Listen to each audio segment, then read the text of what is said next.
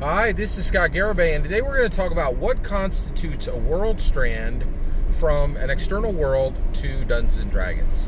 And today we're going to talk about, in my humble opinion, this is this is one of the ways you can strand a world.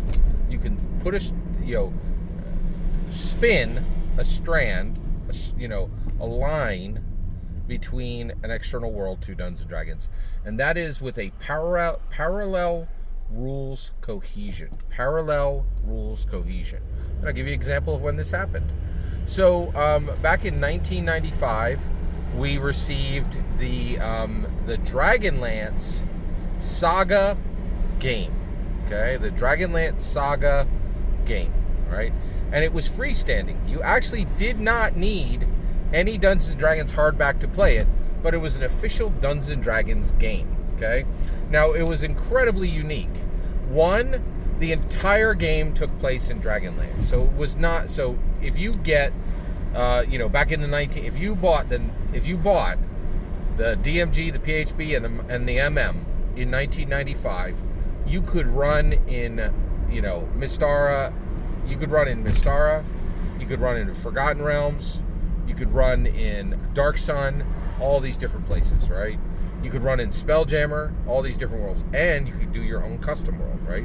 Well, Dragonlance changed that. It was a freestanding, wholly freestanding Dungeons and Dragons, official Dungeons and Dragons game, right?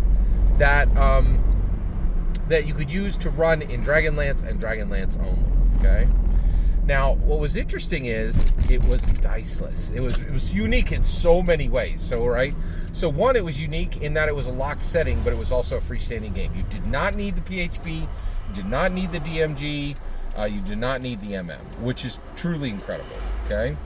What was even more fascinating about it is it had no dice. It was a diceless system, and it ran off of a custom deck of cards that came in the box. I own 2 copies of this game, and it's one of my favorite, most absolute, awesome, baller things I own. I absolutely love it, and I'm super proud that I own it. And it's one of my favorite systems, and I've run it many, many, many times. All right? So it was really unique, and also you can find a whole host of videos right here on this channel featuring the books, the cards, everything. All right? So, it's pretty interesting. Okay, so you have that. You set that down. You put that on a shelf, right? What happens next, right? Well, in my humble opinion, in 1997, TSR, okay? Actually, I'm sorry, excuse me, 1996. TSR published one of the strangest products it ever published. It published Marvel Adventure Game Saga, okay? And the Dragonlance game was Dragonlance 5th Age Saga System. Dragonlance 5th Age Saga System. The diceless custom card deck system was called the Saga System. Okay? So Dragonlance was the first Dungeons and Dragons game to use the Saga System. And then TSR took the Saga System, the diceless system, okay, that they had used for the Dragonlance game, and they plopped it right onto the Marvel tabletop role-playing game, Marvel Adventure Game Saga System. And so exactly like Dragonlance, it used a parallel rules cohesion. Both games had the same rule set, okay? Their decks were custom and separate, but the rules were exactly the same. If you had played Dragonlance, you were able to immediately sit down and understand. I don't even think you needed to read the rules on Marvel, right? You could just jump right in and play, right? And the reason why was it had a parallel rules cohesion, okay? So this established, in my humble opinion, a world strand. It was an invitation saying, hey, you've played in Dragonlance. You know what a Knight of Solamnia is. Well, and now you've played Marvel Adventure Game, okay? But because they have exactly the same rule sets, and the non-player characters and the player characters are constructed exactly the same way, these worlds can be combined.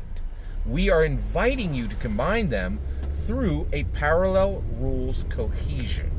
And in my humble opinion, I actually think that may have been one of the first official world strands that was ever created to Dungeons & Dragons. I think the first significant world strand that was ever created to Dungeons & Dragons was done in 1996 with, in my humble opinion, with the Marvel adventure game Saga system that connected directly to the Dragonlance Saga system. And the intent was that Captain America would aid the Knights of Solamnia, and the Wizards of High Sorcery would come to Marvel 616 to aid Storm. There you go. All that is my humble opinion. What do you think constitutes a world strand? I would love to hear your thoughts. Let me know in the comments below. Please consider subscribing, and have a wonderful millennium.